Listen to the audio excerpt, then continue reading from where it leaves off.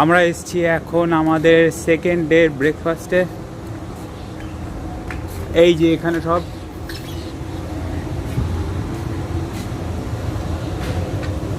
আর আজকে খুব সানি ওয়েদার, দারুণ লাগছে।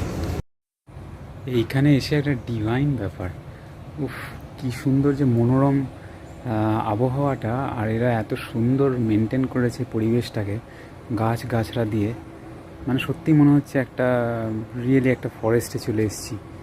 এই এরকম এখন মেঘ করেছে, বাজও পড়ছে, বৃষ্টি পড়ছে না, কিন্তু ফোরকাস্টে তো দেখিয়েছিল যে রোদ্দুর উঠবে। তো দেখা যাক, আমাদের আজকে অনেকগুলো ঘোরার প্ল্যান।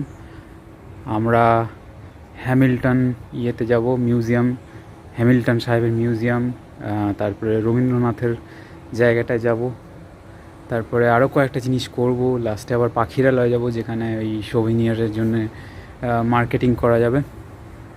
তো দেখা যাক এখন কি কি করা যায়, কি কি করা যায় না। তবে বৃষ্টি আমাদের আটকাতে পারেনি, আমরা ছাতা নিয়ে বেরোচ্ছি, প্লাস এখানে বৃষ্টি লেগেই থাকে মাঝে মধ্যে। আর দেখা যাক কী কী করতে পারি।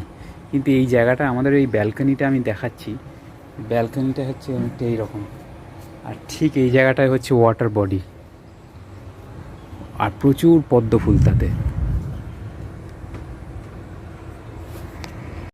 সুন্দরবন যদি সোনার বাংলার মতো আরও 4-5টা করে ফেলে, মানে জায়গা করে, তাহলে আমার মনে হয় ট্যুরিস্ট প্রচুর আসবে, আরও অনেক বেশি ট্যুরিস্ট আসবে।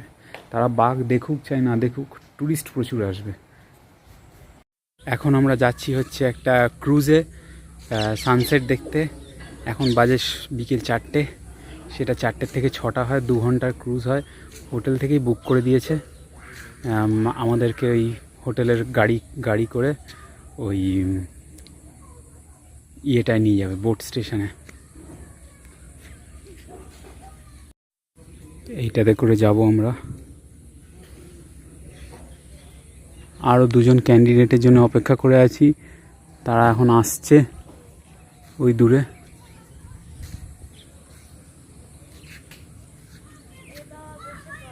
হ্যাঁ বসছি, এই ফুলটা আমার খুব সুন্দর লেগেছে।